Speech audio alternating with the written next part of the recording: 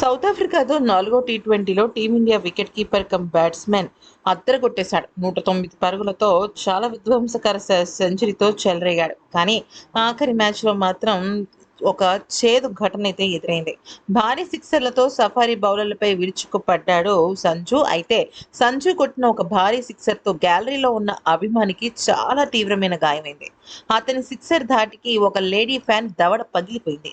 ఆ నొప్పికి విలవిల్లాడటమే కాకుండా ఆమెకు పంటి దగ్గర గాయం అవ్వడం, కొద్దిగా రక్తం అవ్వటం కూడా జరిగింది. ఈ దృశ్యాలు టీవీ కెమెరాలో రికార్డ్ అవ్వగా ఇందుకు సంబంధించిన వీడియో ప్రస్తుతం నెట్టింట్లో వైరల్గా మారింది. అయితే ఇక ఆ దెబ్బ తగిలిన విషయాన్ని గమనించిన సంజు శాంసన్ మైదానాన్ని వీడి రాలేక ఆమెకు 2 చేతులు జోడించి క్షమాపణ చెప్పాడు.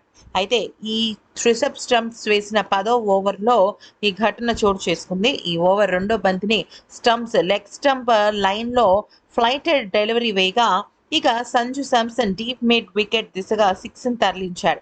ప్రేక్షకుల గ్యాలరీలో ఉన్న సెక్యూరిటీ ఆఫీసర్ ఈ బంతిని అందుకునే ప్రయత్నించగా అతని చేతిని తాకి లేచిన బంతి పక్కనే ఉన్న ఒక లేడీ ఫ్యాన్ దవడకు బలంగా తగిలింది. ఆమె బంతిని చూడకుండా పక్కవారితో ఏదో మాట్లాడుతూ ఉండడంతో ఈ గాయం మరింత బలంగా అయింది. ఇక నొప్పి తట్టుకోలేక ఆవిడ వెక్కి వెక్కి ఏడవడం అందరినీ కూడా బాధకి గురి చేసింది. ప్రస్తుతం ఆవిడ హాస్పిటల్లో చికిత్స తీసుకుంటోంది.